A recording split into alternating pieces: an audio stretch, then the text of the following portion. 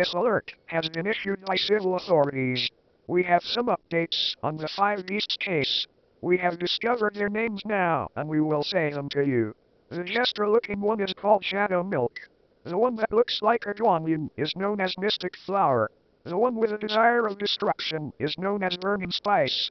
The one who acts sloth is Eternal Sugar. And the night one is known as Silent Salt. Now here is to know if they are where you are right now. If you see a white fog in your area, it means that Mystic Flower is here. If you see lots of mass fire and destruction, it means Burning Spice is here. If you see people fighting one-on-one, it means Shadow Milk. However, we do not know any signs to show Eternal Sugar or Silent Salt is in your area.